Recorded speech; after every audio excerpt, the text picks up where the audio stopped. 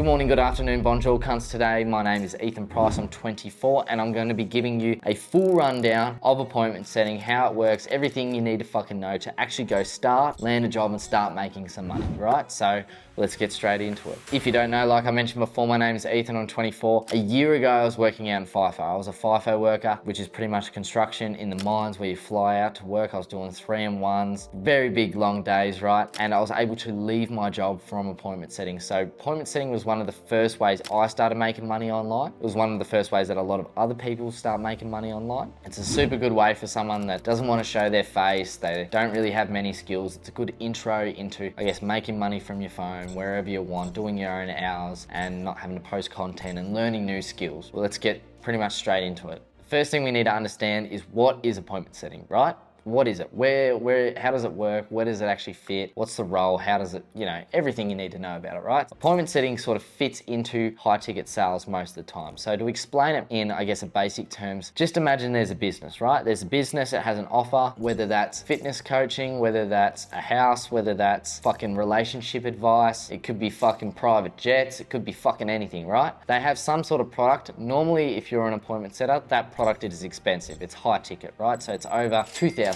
This business here puts out advertising, right, for the product. So they're putting out advertising. This is our product. This is the problem it solves. So let's just go with the fitness offer example because everyone sort of knows what a fitness guy does or a PT. PT's putting out advertising saying, if you're a fat piece of shit, I can help you not be a fat piece of shit. Sign up to my fucking 6-day course or whatever on how not to get fit and I'll personally train you to not be a fat piece of shit anymore, right? This PT's put out the advertising and now a bunch of people are coming in. They want to get PT by this guy. He doesn't have time. There's hundreds of messages coming in. He's got a massive social media. He's got a massive whatever it may, client base, whatever it may be. He doesn't have time to talk to all these people because he's so busy with the offer. He's busy with marketing. He's busy with making sure the people that are actually bored of getting the value out of it, whatever it may be. He's busy, right? So he doesn't have time to talk to all these people. So this is where an appointment setter really comes in. As an appointment setter, you're pretty much responding to all these people coming in from the advertising and seeing if they are qualified, seeing if they're actually a good fit for the product, if they're going to get the value out of it, and if they're serious about it, or if they've got any questions, anything like that, right? That's what your job there, because for a high ticket product, we can't just put a link somewhere and expect someone to just go click a link and spend $5,000, on PT. Then what probably will want to talk to someone, they'll want to make sure they're actually getting the value out of it. So that's where the appointment setter sort of comes in. As an appointment setter, just imagine you're appointment setting for an influencer that has a PT offer. He's getting over 100 DMs a day and you talk to 100 people. Out of that 100 people, let's say only 50 people are qualified. Only 50 people can afford it. Then out of that 50 people, only 20 people actually will fit the criteria of the product. You think that they're actually going to get the value out of it and they've asked their questions, they're not fucking around, they're actually ready to go buy. You may book 10 of those people. So 10 of those people now hop on calls with a remote closer. So you don't have to hop on calls with people. Sometimes it's an SDR, but most of the time it's just texting, okay? That's what most appointment setting is. If not, it's just SDR, it's phone call, it's still faceless, right? From those 10 people that hopped on calls, maybe only 2 of those people close. Appointment setters only get paid commissions, right? So you'll only get paid on deals closed. So just say you talk to 100 people, you've only booked 10 calls, 2 of those people closed, but the offer is $5,000 or the offer's $10,000. Appointment setter average would be about 5% commissions. So 5% of whatever the total cash of the deal is. So if it's $10,000, which is a very common high ticket price, a lot of people hear 10,000 or what the fuck. It's very common for something to be about 10 grand as a high ticket product and have an appointment setter for it. You'll get 500 bucks. So 500 bucks, that person talked to 100 people, booked 10, 2 closed. He's got $1,000 now. $1,000 for just sitting on your bed, sending texts, talking to people, learning the skill of obviously sales. That's what all of this is about. That's what makes this stuff go well, you learning sales and getting good at sales. But that's pretty much what appointment setting is, how it works. It can look a lot of different ways, right? It can look like you getting just a list of people and all you got to do is call them. It can look like you getting notifications and you've got to call them straight away. It can look like you just in someone's Instagram DMs. It can look like replying to emails. It can look a lot of different ways depending on what you're selling, who you're selling to, all this sort of stuff, right? And what business it's actually for. But that's pretty much the basics. A business sending out advertising, they don't have time to talk to everyone, so you're doing it for them. You're pretty much becoming the middleman between the clients and the actual business and trying to maximize, I guess, sales and not wasting closers' times. Hopefully that makes fucking sense. It's not super complicated. You're just the middleman and you're talking to people, seeing if people are actually keen. That's the best way to fucking explain it. It's not super complicated. It's a good entry-level job for someone that wants to learn sales and work from their home. Now, why should you do appointment setting? Why should you learn it? The number one reason I think people should learn appointment setting is because of the skill. When I talk to people and they want to get into making money online, they want to get into starting a business, whatever it may be, they see all these business models out on the internet. It's the skills that actually make these things go well. And learning a skill like sales is really hard to do without you actually doing sales. It's so hard. It's hard for me to just tell you this is how sales works, do this, and then you not practice it and then just not get good. So this is a great way for someone to come in, learn one high income skill like sales for maybe a future project. Maybe you just want to stick with sales, doesn't really matter, and get paid from it and get paid wherever you want. It's a great way to sort of get into sales, entry level way, because I remember when I was a tradie, I didn't fucking know anything about sales. I didn't know, all I knew how to twist wires and that was about it. I knew fucking green, red and black. So this is a great sort of intro into sales and an intro into making money from your phone and actually getting some location freedom. Maybe not financial freedom, but location freedom. And I've got some examples here of people that have put in the work. In just a couple months, you can achieve results like Brody. Over $2,000 USD in a week. Or Ethan Hatcher, who made 4.2K in a week, only 2 months after starting. 2 months after not knowing anything, 2 months after being in his job, going from no sales experience to now putting in the work and learning stuff. Or Freddie, who made 1,800 Australian in just 2 days appointment setting. All these results are from people that have absolutely no background in sales. They're just working, they were working and just normal 9 to 5, and they decided to start wanting to learn to appointment setting, whether that's to stay in appointment setting, whether that's to move to remote closing, whether that's to start their own thing one day, it doesn't really matter. But these guys were able to achieve these results with no experience, no special equipment, no fancy laptops or anything like that, just a phone and the right guidance behind the skill. But the truth is, you're not going to get rich off this business model. You're not going to become a millionaire from being an appointment setter, but you are going to be able to leave your job. You're going to be able to replace your income. You're going to be able to do it from anywhere, whether that's your bed, whether that's your couch, whether that's a villa in Bali, whether that's in Spain somewhere. As an appointment setter, you should be expecting to make anywhere between 3 to 10K a month, which obviously isn't retire your mum type money, but it's still a really good income for someone that has just one high income skill. Now that we know what appointment setting is, why you should learn it, the type of money that you can actually make, we're going to get into how to actually do this job, what to actually learn, what to actually expect while you're doing this job. Yeah, and obviously you can do it from anywhere as long as you have Wi-Fi. So I know people that are literally, they sit in Bali and they just appointment set. That's all they do. They make a couple $100 a day and they're all sweet. So that's pretty much what appointment setting is, why you should learn it. Now, how to actually do it. So this is where we're going to be getting into like framework and how to actually do it. So just say we've landed a job. We're now appointment setting. We're now just going to talk about like a basic sales framework. This is like a basic sales framework to help you understand like what are you actually talking to these people for and what are you trying to do, because you're not just having a chat with them for fun, you know, just the conversation's going nowhere, you're just having a Larry old chat. You're trying to do something, right, for the business to book a call. Split up like a sales framework into like these basic parts just to start with for us. So just information gathering, past situation, goals, financially qualify, and then pitch, right? So this is going to be like our order of like what we're going to be working through, like what we're talking about, right? So I'll go into each one obviously a lot more in detail, but it's just obviously in this order: information gathering,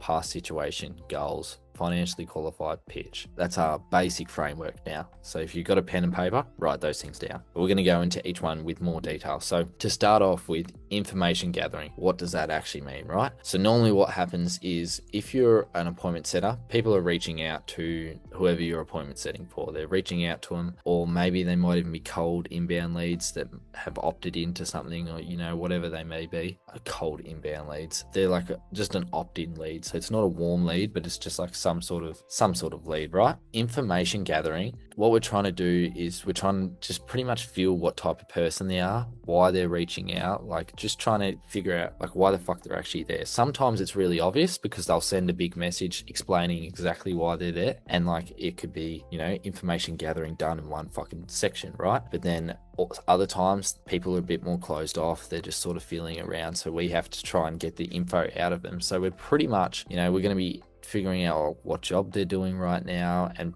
the main reason is why they're reaching out. So for just to use an example, so this makes sense, we'll keep using the fitness one because everyone knows a fitness creator, right? Just say I'm a fitness creator, someone reaches out to the fitness creator, I'm an appointment setter for the fitness creator, someone reaches out and says, hey, like I'm struggling to lose weight. And we go, okay, we just then start talking to them, start gathering information about, their job, what's going on at the moment, like just everything around that. So we can try and figure out what type of person they are, where they're located, everything like that. Because it might be hard to give value to someone that's, if you're doing setting for an Aussie content creator, it might be hard to give value for someone that's in Kenya or something like that, in a different country. Depends obviously what they're selling, but with information gathering, that's what we're doing. We're trying to gather, just getting a feel of why they're reaching out. Do they actually want help, or are they just fucking around, or are they just asking one question and they're dipping? Like, what are they actually messaging us for, right? So that's an info gather. Once we've figured out, I guess, why they're there, the next thing you want to figure out straight away is like the pain point. So normally someone's trying to buy something because they have a pain point. There's something going on that they're not happy with, and they think that this thing's going to fix it. So just say, if you're fat, right, and you're seeing this guy's content, the pain point's probably going to be, I'm struggling with my weight, I'm insecure, I'm running out of breath, I can't run around with my kids like I used to, like all these sort of things. We want to be collecting these pain points and asking questions about them and relating to them to sort of get these pain points so we can understand where they are right now, and that if they're going to be able to sell. One thing with sales, I think it might be on my Miro board. Here we go. Without pain and without a goal, there's no such thing as a sale. Like, there has to be a problem, an emotional problem for someone to buy. What the product is like a bridge to the goal. So they've got a pain and they've got a desired outcome. So I'm fat and I want to be skinny, but I'm struggling right now to get skinny because I don't know the information. I don't have anyone supporting me, whatever it may be, right? That's the pain, and they're struggling to get there. And what you're trying to do is pretty much figure out what this big gap is right now that's actually stopping them from getting to the goal. Because when people maybe come to me, just say when they come to me and they're talking to me and they say, oh bro, I want to make more money. Like, it's so vague. It's just like, why? Okay, like how much more money? They go like, oh, an extra $100 at work. And you go, too easy. Go do some fucking overtime. That is the easiest way to get some more money. It's the easiest way. You're not going to magically get more money, right? So that's like, you're trying to figure out what's stopping them from getting to their goal. So that's what the whole information gathering is like the pain, and then you're slowly digging down this ditch, right? From info gathering, the next thing we go to is past situation. I hope everyone's writing notes if you got a pen and paper, because there's a lot of information that's spilling out of me right now. Past situation. So we go info. Info's like what's happening now. So it's like a current situation. From there, we go past situation. So just say my current situation is I'm fat. I don't like it. I'm working a job. It's making my job hard because I'm fat. I can't run around with the kids, all these pain points, right? Okay, cool. Well, I guess like, how long have you been fat? So we're going into the past. That's like the type of question we'd be asking. How long have you been fat? And then we're going into, I've been fat for 3 years. And then we're asking these sorts of questions to try and figure out, again, what stopped them from obviously not just fixing it themselves. Because if people can, this is like a thing, if people can fix it themselves, they don't need the product, so don't sell them. Like, it's simple. Don't sell people that like don't need it, because you're just gonna like fucking get chargebacks, or they're gonna not get the value out of it and think they've wasted money, and then their view of you will go down. We always want people to get value out of our product. So past situations, figuring out like that, like why haven't they fixed this themselves yet? Because it's quite easy to get fit. All the information's out there on the internet. Why would they need a PT right now? And then we go into the past situation. You've been fat for 3 years. What have you tried in the past? Oh, I tried gymming, but then I fell off, and because there was no one supporting me, or I didn't have any like there was all these people on the internet saying do sit-ups or run more, and I didn't know which one to do, and I just got confused and gave up again, or work got busy, or I didn't have time to, whatever their excuses are, right? What have they tried? When did they try it is really important. also why it didn't work. So like I said then, all those excuses, why are they trying again now? So these two things are really important to figure out. When was the last time they tried? So it might have been a year ago was the last time they tried to not be a fat piece of shit, right? From there, we can understand, okay, so this person's had this pain for probably a year, which is a decent amount of time to be thinking about, fuck, I need to be skinnier, or fuck, like I need to get fitter, or whatever the fuck it is. So it's a decent amount of time to be thinking about something like that. So why do they want to start now? Why do they now want to fix it? They've been fat for 3 years. Why do they now want to fix it? That's what we've got to figure out. So it's asking questions like that. But obviously we can't just say, why are you trying again now? We can say close to that, but we're dancing. These questions we never say to them. We're dancing around trying to get them to answer it for us, because what happens is when someone has a problem or pain and you're really confrontation, like forward with like just asking questions, they get real defensive, and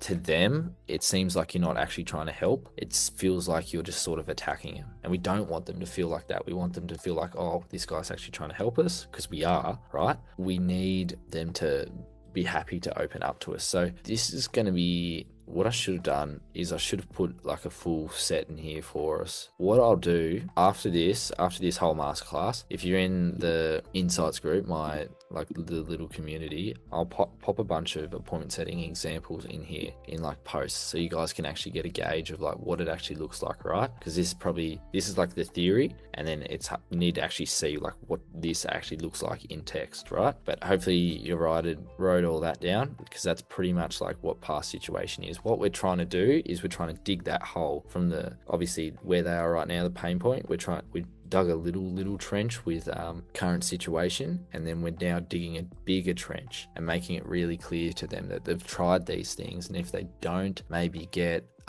support or help that they failed with last time, because that's the reason they failed last time, they're probably not going to succeed again. They need, if they want to get to this goal, they probably need whatever they were missing last time, right? So that's past situation. The next thing from past, so we go current situation, past, and then now we're going into the future, I guess, goals, where they want to be. We need, obviously, goals for there to be a sale. So we need this whole thing for there to be a sale. We need the pain. We need to make the ditch to make them understand that they need the product because the ditch is too low, and they've tried to get to the goal before, but the ditch was too low, and that's why they are still in the pain. And to get across, they need the product, right? So what we need to collect next, we've got the pain, we've sort of dug the ditch, we now need the goal, right? So in the goals, it's pretty simple. Goals is pretty simple. It's where you want to be. It's like, what you've obviously reached out to me for some sort of outcome. What is that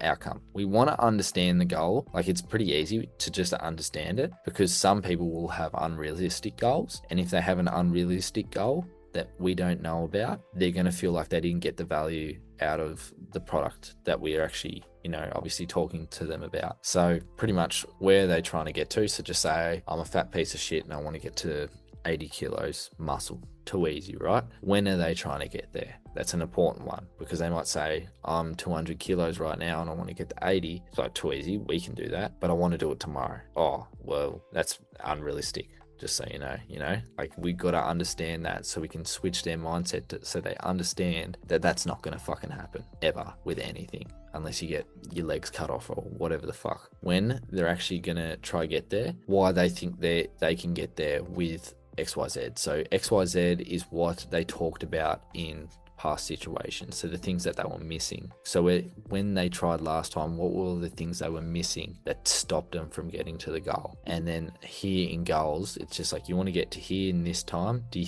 think if you had, that thing you were missing last time, you'd be able to get there? And if they think they can, sweet. If they don't, we've got to find out what else they think they're missing to make sure that we can actually deliver on the sale, right? We can actually deliver. So we've gone info, past, goals, and then qualify. Why do you think we have qualify? Is anyone brave enough to guess why we have qualify? Put your hand up if you are. If not, I'm just going to pick someone. James Todman. Nah. Any of you guys can unmute yourself? I'd say maybe because if they don't qualify, then it means that it's useless them doing the course, because they might just go cold. Yeah. And then they're never. Yeah.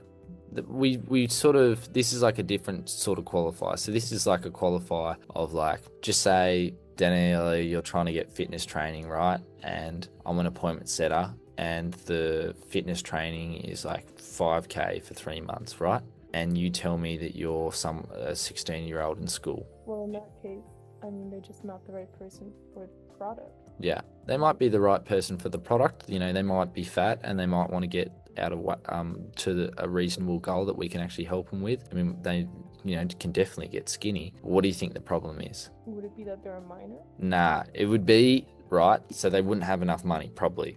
Most likely, right? They probably can't afford the goal.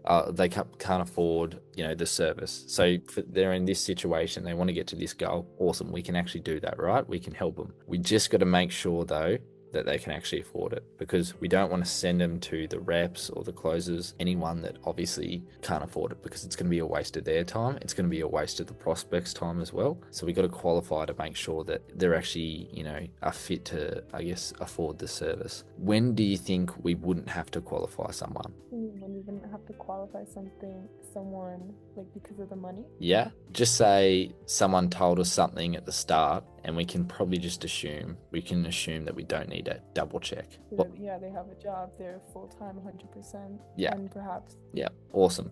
So if someone tells us they're a doctor, we're going to assume they could afford it, right? Obviously, everyone's in a different situation with any sort of product with high ticket, right? Not everyone, even if they're a doctor, it's not guaranteed they've got whatever, like, money ready to go, right? But we can probably guess that they could afford it. So we don't always have to qualify. We're only really qualifying on people that I guess we're a bit skeptical about, you know? So if someone tells me, oh, I'm fat, fucking, I want to get skinny, too easy, right? Go through the whole setting framework, figure out that it's actually going to be good for them. Then, you know, they've told me that they sort of work in a cafe once a week, and like that's really all they do, and that's what, like, and then they sit at home on the couch and get fat, right? Probably going to be a bit on the edge. I'm going to be like, fuck, I don't know if this person's maybe got some money, right? I don't know if they could afford the value that I want to give them, right? So we qualify them. We just say, you know, there's lots of different ways to do it. It's good to do it after goals, because we've now identified people seem to lots of setters will come in and they'll try to qualify people straight off the bat, and it sort of just like ruins the whole set, and you can't get any sort of value to them, because lots of these appointment setting jobs that you guys will do for other people, they will have some sort of value if they can't afford it, because we still want to help people, right? If I'm someone that's passionate about getting people skinny, right, and whatever it may be, and I really want to help as many people as possible, just because this person can't afford it doesn't mean I'm not going to, you know, give him some value, so then he still has a chance to make it happen, right? So we do it after info, past, and goals, so they realize this that's going on. If they want to get there, they have to obviously change something. They have to, it might not be the product, but it might be this other resource that we point them to, or whatever it may be, to still try get them to their goal. We do that after, so that they've still got all the pain and urgency built up to actually go do it. That's why we qualify, and also sometimes we don't have to qualify. So yeah, the last part is really, in this basic framework that I'm sort of giving you, is pitch. So this is just like the last part. So just say we've figured out everything. This cunt is perfect. He's going to get so much value out of it. I think he's going to do really well. He's going to reach his goal. All goods. Now we're sort of doing the pitch. Most of the time, the people you're working with will have a pitch sorted out for you, like how to lead up into it. But one thing we want to make sure we're focusing on is like, we're not forcing it on them. We don't want ever to like force something like a product onto someone. We want to make sure that it's like, you know, they're sort of asking for it. So we've obviously identified that they need help, but we might have not identified that they actually want our product. They just want some help. They might be asking. We don't know if they're maybe wanting help with, I don't really want your product. Do you know anyone else though? So we want to make sure that they're actually asking us for the product. So the pitch will look different for every single offer that you're ever on. Most of the time it's sort of scripted out for them. I know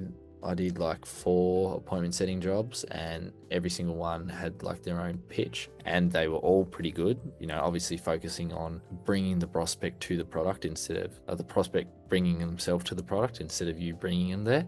Sometimes you work for someone that maybe doesn't know sales that well, or they have a different selling tactic from fucking because they watched Wolf of Wall Street or some bullshit like that, right? It's not, just make sure you understand that like you're not forcing anyone onto a product, right? You're letting them decide whether they want the actual product. So like obviously here I've got an example of like how you would initiate that conversation, because the conversation will be going along talking about all these different things, and then how do you actually, you just say you figured out everything, you think it's great, how do you actually change the conversation to right now, let's try get to the pitch. So it'd be like, just say, do you think that if you had that, you know, that XYZ, you could get to XYZ in XYZ time? So you just say we've talked about it all, and we've talked about it a couple of times. It's like, okay, well, do you think if you had, you know, that support around you, you'd actually be able to lose that weight by November next year? Yeah, for sure.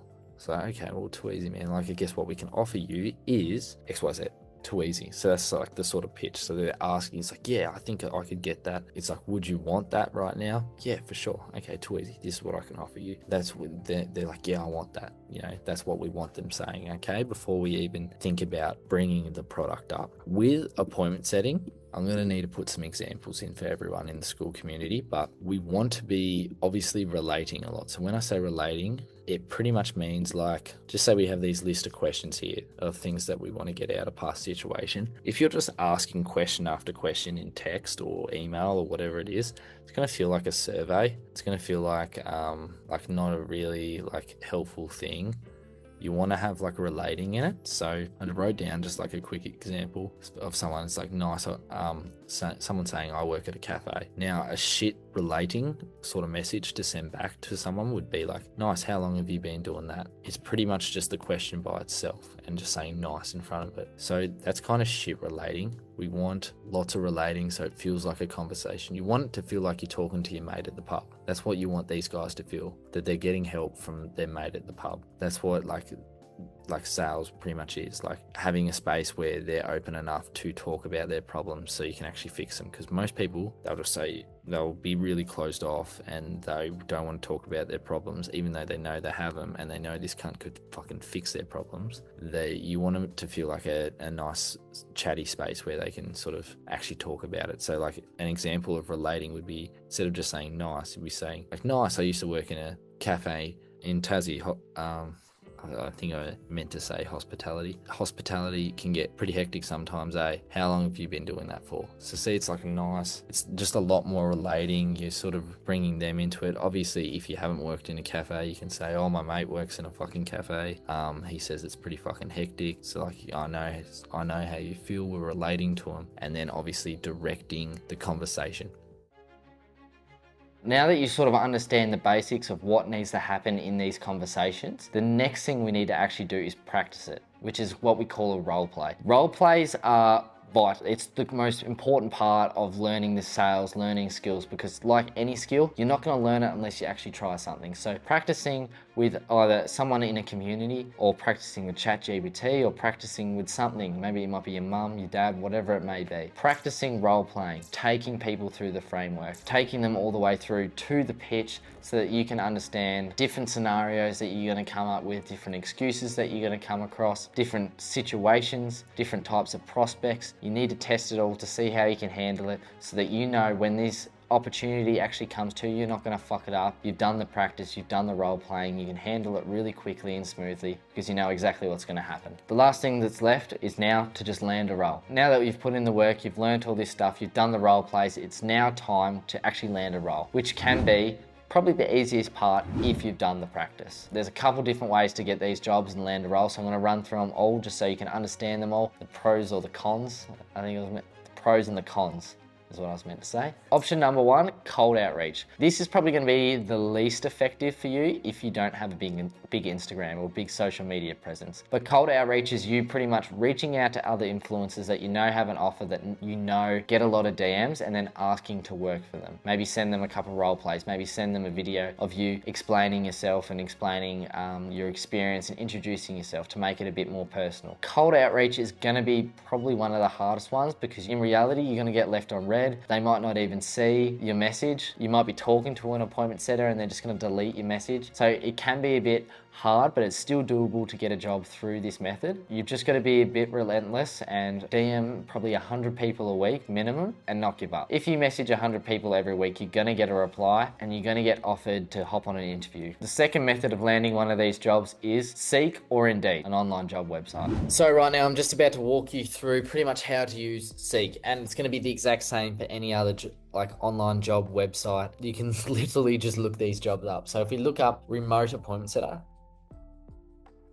we look this up right here. So I'm going to show you, obviously we look it up. We got 143 jobs in Australia right now, which is crazy, but they're not all good, okay? Not all of these jobs are good. So I'm going to show you pretty much how to tell the difference between good ones and bad ones. So the number one rules, before we even go for a scroll here, we want to be dealing with inbound leads. So that means leads that are warm, leads that are people that are coming in wanting it, not cold leads. Cold leads is you reaching out to someone that they might have not even fucking heard of it, whatever, right? We don't want to be dealing with cold leads or doing outbound. They call it lots of different things, but we don't want to be doing that. The reason for that is because the chances you're going to close an outbound lead to an inbound lead is so much smaller. It's so much fucking smaller. You're going to be spending a lot more time appointment setting for less money, right? So we want to be dealing with warm leads. Number two is we want to make sure that it has uncapped commissions and that we're working for commissions. The reason why we want uncapped commissions, if you get really good at this skill and you put in a lot of work and you make a lot of money, you don't want that to be capped. You want to be rewarded for the work that you actually do, right? If we work really good, we get good at sales and we put in 10 hours and we fucking make $4,000 worth of comms, we want that. We don't want to be capped, okay? So then the next day we can maybe slack off a bit and we can calm down because we made $4,000 the day before. That's what we want for those two things. And then the last thing is we want to actually also make sure that it's remote work, because some appointment setters, maybe it's not, you have to come into the office or something. We want to make sure it's fully remote. We can work wherever we want and go to Bali if we want, fuck off there and relax and make some money and chill by the pool and send texts and takes calls from there. Okay. So we want to make sure it's actually fully remote. So if we look through here right now, we've got a B2B, set an hourly rate or base salary bonus, 35 to 40 per hour, work from home, competitive pay, supporting team focused culture. This isn't good. Yes, it's working from home, but we're not commissions. We're working hourly, which isn't good. We'll keep looking through here and find a good one. So here we go. We got one here, appointment setter, business coaching, fully remote. So it's fully remote. So that's number one. That ticked a number one box. We've got a base rate, 60K a week plus commissions. Okay, so we got a base rate. So even if we don't make any sales, we still get a base rate, but we get commissions as well. So that could be a good offer to actually sort of go off. This could be a really good offer to apply for because it's got the commissions there. It's not capped commissions. Hourly rate, not good. Here we have one here, appointment setter, 100 to 150 per K per year. It's commission only base role. Do not be scared of that. That's a good thing, but they prefer if you're Australian based or Brisbane based, which I think normally entails that it's not fully remote. They might require you to go into the office a little bit every now and then, which is not what we want. They shouldn't really care about where you are. If you're new to sales and you see OTE, it just means on-track earnings. So what other appointment setters in there right now are earning. Because sometimes if it's an only commission job, they can't say, oh yeah, you're going to earn, 100K in a year, because they don't know your skills, because you're getting paid in commissions, not an hourly rate. But they say on-track earnings is most of our other appointment setters are earning about this. This is the average wage we're paying out at the moment with the skills that these guys have. And that you, I guess, have the opportunity to make that if you have the skills. So as you can see here, this one is anywhere in Australia. So it's not, I guess, fully remote, but it's remote in Australia. So 80 to 100K per year. It's for some dental fucking treatment. You can see that these offers are it's such a wide range of shit you sell, whether it's fucking dental, whether it's fucking fitness coaching, whether it's relationship advice. It's such a wide thing, but sales never changes. Okay, sales is always the same. Doesn't matter what you're selling.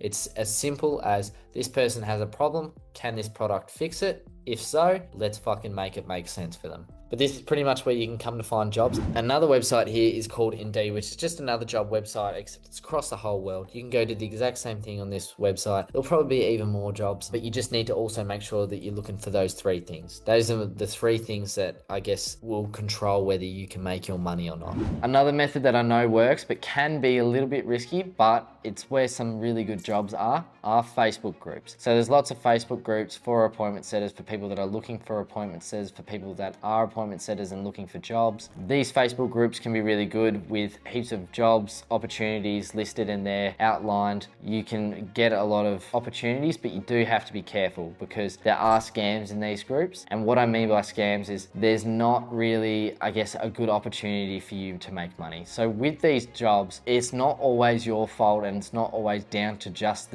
you having skills to actually making money. Like I mentioned in the Seek video, you want to make sure that we're having inbound leads, people that actually want it. We're not just cold outreaching, we're not a telemarketer, we're not doing any bullshit like that, right? So make sure you do your research on the company, you make sure you understand what job you're actually doing, the likelihood, how warm these leads are going to be that you're talking to, so that you have the best chance to actually make money. Now that pretty much wraps up appointment setting, everything you need to know to sort of actually go make a start, do some role plays and go start applying, land your first job and start making your first bit of money online. Obviously, I didn't learn just from a YouTube video. I remember when I was out in Fife, I was watching all these different YouTube videos, trying to learn sales, trying to learn marketing, trying to learn all these skills that I needed to make money online. And I struggled because I understand that you guys have a lot of questions. You may not know anyone else that's doing this that you can sort of turn to and ask questions. You may not have any support. You may not have a lot of things or any guidance. That was the biggest one for me, and feedback. So I actually learned with a sales and marketing agency. I invested into my skills because I wanted to have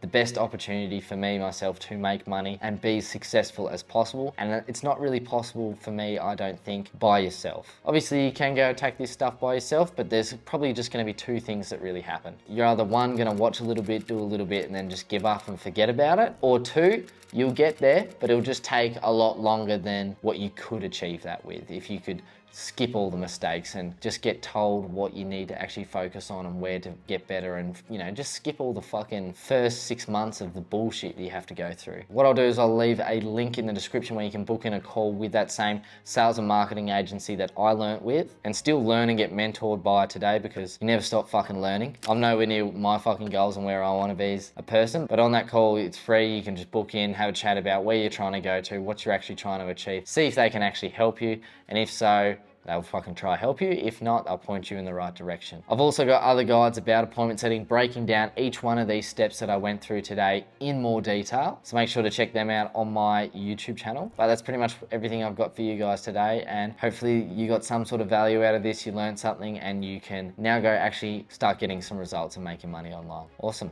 Bonjour, cunts.